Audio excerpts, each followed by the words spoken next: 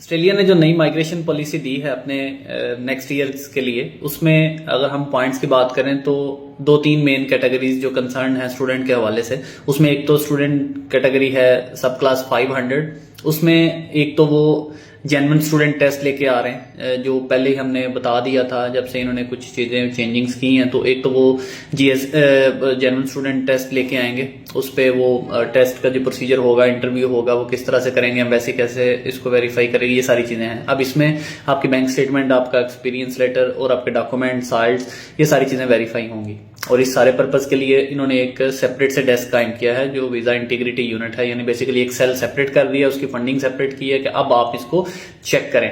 वो आप ओवरसीज के लिए भी चेक करेंगे, वहां पे भी ऑन शोर भी चेक करेंगे, कहां कहां पे स्टूडेंट क्या काम कर रहे हैं उसके हवाले से भी देखेंगे।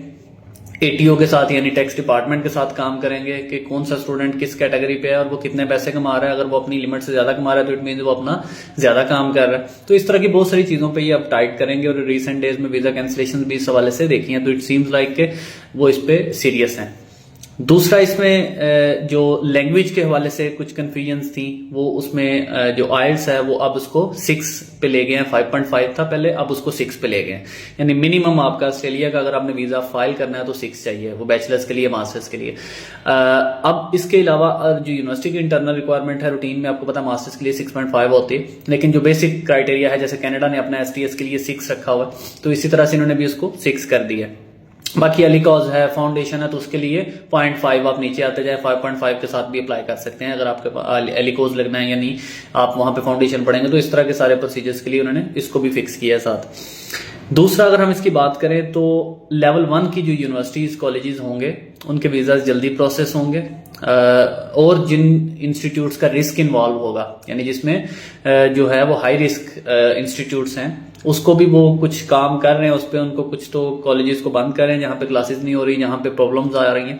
तो दूसरा, उस पर चेक एंड बैलेंस भी इस तरह का लेके आ रहे हैं कि हम लोग उसको टाइट कर सकें। और उनका जो है मोस्ट प्रोबेबली जो वीजाज हैं वो रिफ्यूज होंगे रूटीन। और इसके साथ साथ वेट सेक्टर्स के हवाले से, वेट सेक्टर का भी अपेरेंटली यही लग रहा है कि वीजाज रिफ्यूजल्स की तरफ जाएंगे।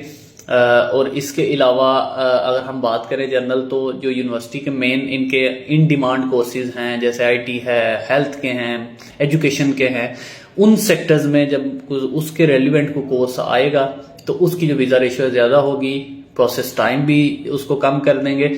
और अदर देन को जाएंगे किसी और दूसरे लेवल 2 के कॉलेज, 3 कॉलेज में जाएंगे, तो उस सूरत में आपका जो रिस्पॉन्स टाइम है वो एक तो बढ़ जाएगा, और उसके बाद आपका हो सकता है वीजा रिफ्यूज भी कर दें। तो ये सब क्लास 5